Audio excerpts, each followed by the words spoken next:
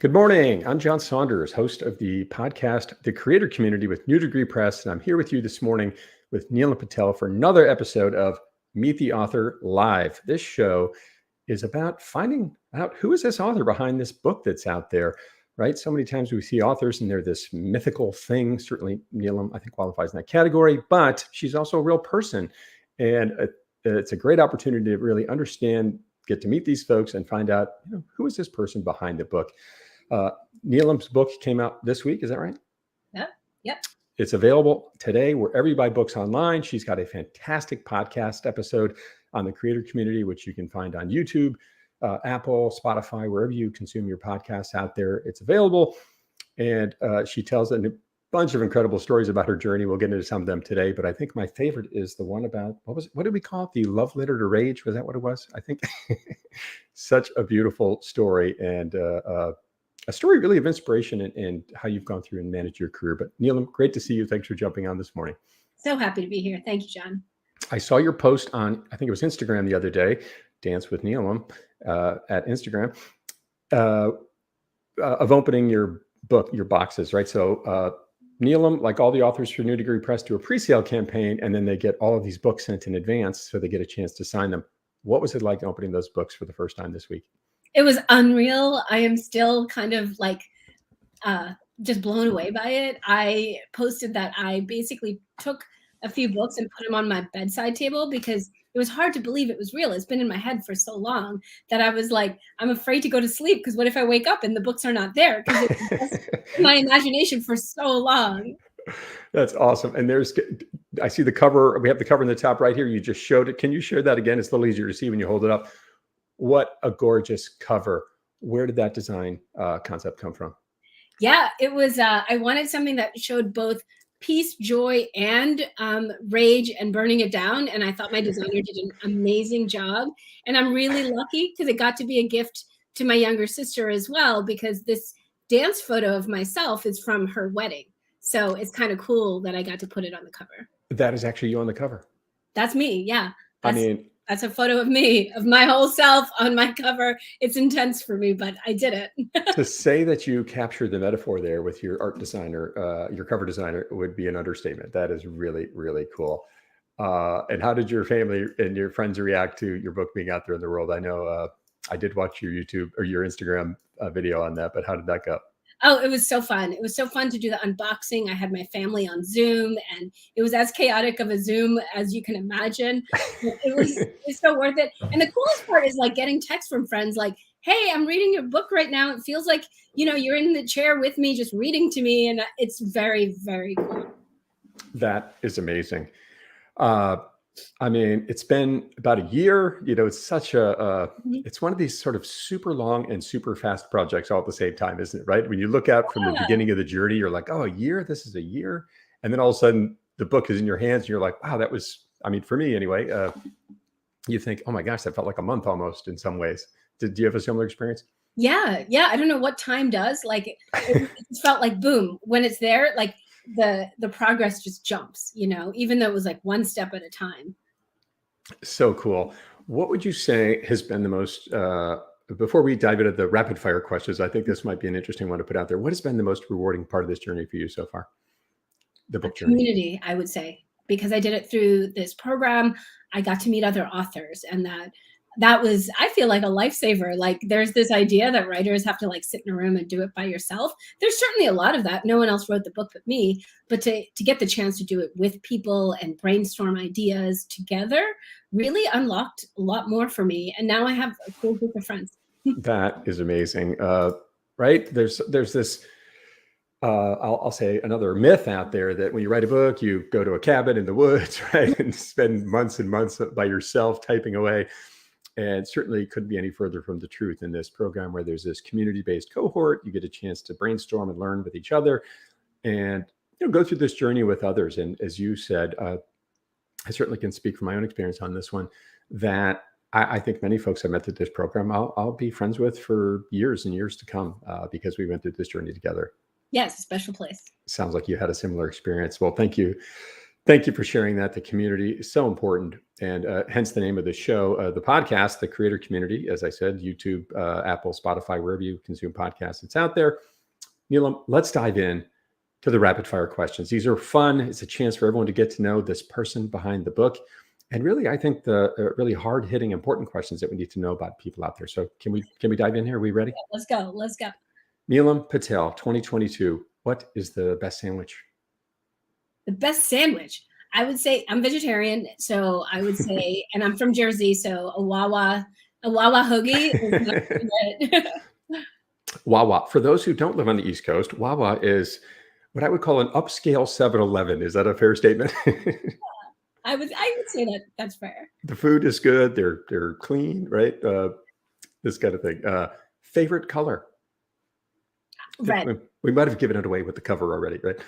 Well, I have so many favorite colors, but lately it used to be purple, and lately it's been red. Where do you think the red interest comes from? I don't know. I think now that I've written a book, maybe I'm like ready to be out in the world as my artist self. I don't know. I feel like red is maybe a color associated with rage, and we talked a little bit about that earlier. I wonder if there isn't a connection there. Is this? There we go. We're getting deep now, Neelam. We're getting deep. Yeah. Hey, you're the poet today. Favorite or most memorable vacation spot? Oh wow!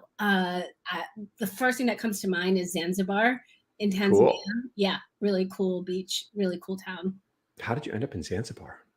I took a vacation in the safari in Africa. Like it was 2.5 weeks. So we went through Kenya and Tanzania, and the last stop was in Zanzibar. Unbelievable. Yeah, lifetime experience. So cool. That is absolutely on my list of things to do in life before I leave here. Thank you for sharing that. What's one thing you really need to throw out in 2022, Neelam? These guys. the smattering of sticky notes hiding behind the screen. Lifting them off my desk. I've come to this very humble conclusion that they're not doing anything. I write down stuff and then I throw them out. And then I write down stuff and I throw. So either I need to put them in a calendar, make a document, take a picture of them and put them in a document. I need to like make them actionable. Otherwise, they're just coloring up my desk, and then I throw them out because I'm annoyed with them. So right. I think we're done with the Post-its. Goodbye, sticky notes. I'm in your camp. I tend to do that, and then I'm every once a week I'll go and finally put the notes in this tool I use for saving notes digitally. But yes, it happens to me too. Yeah. Microsoft OneNote, big fan of that tool. So your Instagram page is called Dance with Neelam, and it is filled with a number of interesting things, including you dancing all over the greater Washington, D.C. area. What's the deal with all the public dancing, Neelam? Yeah, what is the deal with that? I don't know. It was this inspiration that happened to me once where I was like, I want to do it. I want to dance in public. So on a flight to Chicago, I was brainstorming with the poor guy sitting next to me. I was that person, like, hey, I have this idea. It turned out he was an artist. So he started brainstorming with me, and we came up with a location to do it in Chicago. I went by myself and handed my phone to a tourist. And that takes a whole skill set to see who might look like they might be available, who might look like they know what they're doing with the camera, and who might, I want to be friends with later. So like I did it, and then it was something that I kept on doing. And I actually thought that people would either join me or maybe stop and look like, what is this weird lady doing? Did she get a job or something? And what happened was that people just like didn't care. They just kept doing what they were doing. So it ended up being a different lesson altogether, which was like, nobody's paying attention. Nobody cares. So that was like interesting. And I just kept on doing it. How did you identify the right stranger to get your phone? 1, and 2, how many people did you have to ask to get someone to actually help you out? Depends where I am. When I was in Budapest, it took which vintage? Right. It depends. When I was in Paris, it took like 8 to 10 people. I almost gave up, and I sat down on a bench. Wow. And was like, wow, usually I get it on the first or second. It takes a while to see who doesn't look like they're trying to get somewhere, who's going to be annoyed, or, someone who's enjoying life. And I sat down on this bench in Paris, and someone was sitting there, and he said hello. And then I was like bummed out. I was like, oh, I really thought I was going to do a dance in Paris, but I guess not, because it really did require someone to record. I'm by myself. And then he ended up doing it. So he's like, I've never made art before. This was so fun. So he was grateful, and I was grateful. So it all kind of worked out that time, but it depends. It really does. Unbelievable. So making friends on park benches in Paris, maybe with the Eiffel Tower in the distance, but 8 to 10 tries. Come on, Parisians. We Come can on. we can do better than We that. could do a little better. And I think people thought, I think it was an odd experience. I think that was the only city. Maybe it was tourists. Maybe it was a time of day, but people just thought I was like trying to take something or sell something, and I didn't understand why that was happening. But I'll give it another try. So, post-pandemic, I need to give Paris another try. It was There's always tripods too, my friend. Just putting it out there. but that takes out all the excitement. When and how did swimming come into your life? Seems like that's a story you have. Yeah, I learned to swim as an adult. I had this weird dichotomy of being very scared of the water and loving the water. So it's a terrible place to be in. And then one time I went to the ocean in Puerto Rico, and my friend took me out, and I got to float in the ocean. And up until then, I'd taken beginning swimming class like 3 or 4 times, like in the Arlington pool. So I was like familiar with all the swim teachers. I just never got to swim, just holding onto the ledge. And then I went to Puerto Rico. I learned to float in the salt water. And then my brain checked in like, oh, your body can float. And then I learned to swim. It's such a mind game when you're an adult. Oh, that's hilarious. So you learned to swim in Puerto Rico. I learned to float in Puerto Rico, and then came back and learned to swim. I spent about 8 years traveling to Puerto Rico and have many friends from that still live there and that are down there. So shout out to all my friends from and that are living in Puerto Rico. Love it down there. Scariest animal, Neelam? Snake. Ooh. What is there a particular snake? Was there a story there? All snakes. I don't like snakes. I jump, I scream. I am not myself. If you see a snake, I turn into a different version of myself. I guess I'm probably not too far behind you on that one. Okay. Most audacious goal for 2022. If I say it out loud, I have to do it, right? I want to break even in terms of, because I left my day job. That's why this is called Burning It Down, and trying to make it work as an artist, as a writer, as a poet. And I've started a business. So I would like to break even. That's my goal. You could do it. Now it's out there. It's going to happen. I'm going to do it. I'm going to beat it. I'm going to beat it before 2022 is over. Important question here. Better fruit, apples or bananas? I have to say bananas. I know that's probably an unpopular opinion. Yeah, we're going to have to agree to disagree on that one. I'm just going to put it out there. I have an allergy to the apple skin unless it's cooked. So. That's fair. That's fair. I have a lot of allergies in my house. So you've asked a lot of people to videotape you dancing. Have you ever asked anyone for their autograph? Yeah, Suzanne Farrell. She is ballerina, and at the time, probably the most talented living ballerina, and she had taught a workshop at the Kennedy Center in DC. And I got in line. Everyone was in line with their ballet slippers after class. And I didn't know where the line was leading. It was a large class. So I just got my ballet slipper and got in line. And I would like ask the person next to me, like, what are we doing? She's like, Suzanne Farrell signing ballet slippers. I'm like, oh my God. And so I stayed in line and, that kind of thing. It was fun. That's amazing. Favorite movie? I like a good mindless heist movie. So I'll go with Thomas Crown Affair. Wow. I also love the heist movie. I'm not seeing that one. I'll have to check it out. Thank you for the recommendation. Favorite smell? Oh, jasmine flowers. Wow. A lot of sort of herbs and flowers on these calls here lately. For me, it's, that sort of bacon and coffee in the morning thing when you're walking downstairs. Love it. Last photo on your phone. Oh, I don't know. Probably a photo of my elementary school friend, Lori Archett. She texted me a photo and I saved it down because she had a picture of my book in her hand. Nice. Favorite song to sing with or without an audience? Oh, man. Whitney Houston, I Want to Dance with Somebody. There's some high notes in there, as I recall. Oh, yeah. Don't listen to me sing it, but I sing it. Right. Very nice. Let's do a couple about your book and we'll wrap this thing up here. Thank you, everyone, for joining in. Neelam Patel has a new book out, a collection of poems. Oh my gosh. It's available anywhere you buy books online today, and we'll put that up here in a second. Quick note on that, by the way. How has the book been selling so far? I'd like to answer that question for everybody. #1 seller in poetry today on Amazon. Congratulations on that. That is absolutely incredible. So let's dive into the writing journey here for a couple of minutes. We'll wrap this up. Favorite writing location? Outdoor coffee shop.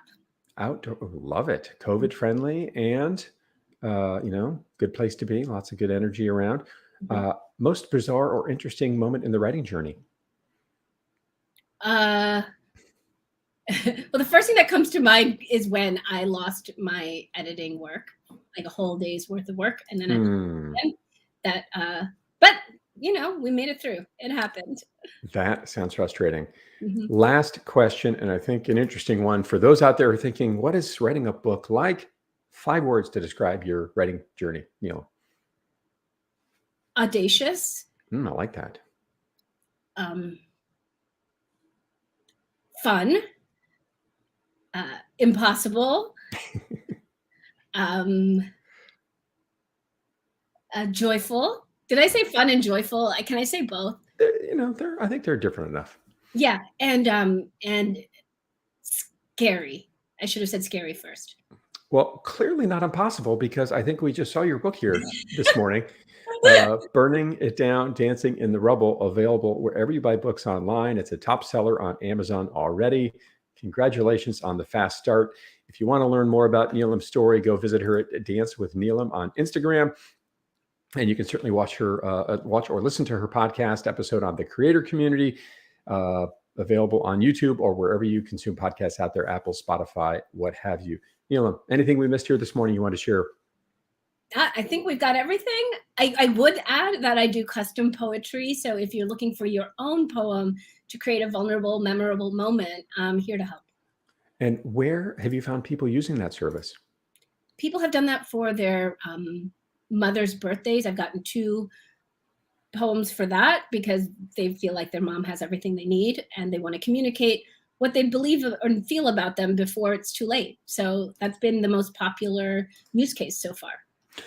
I wonder, I feel like there's a date coming up where people might find this interesting soon. So February 12th, February maybe the 15th, 14th, February 14th. Yeah. Valentine's Day is coming up. If you haven't figured out your Valentine's Day present, I've got you. We can make something memorable to capture a feeling and put it in a bottle and save it for later. How can people reach out to you to get one of these amazing custom poems for Valentine's Day? You can reach me on my Instagram at Dance with Neelam, or just go to my website, tailoredpoetry.com. Super cool. I think I'm going to have to get a poem done for Valentine's Day. Thank you. Let's do it. We will wrap this up here. Check out Neelam's book. Go get your copy. Collection of poems, right? We thought, gosh, I was starting to wonder, are poems still a thing? Then, of course, we saw Amanda Gordon speak at the presidential inauguration.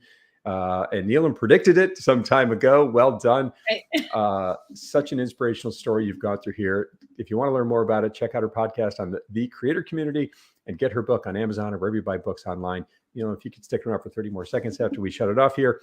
Thank you for joining this episode of Meet the Author, everybody. Have a great day, and we will talk to you soon.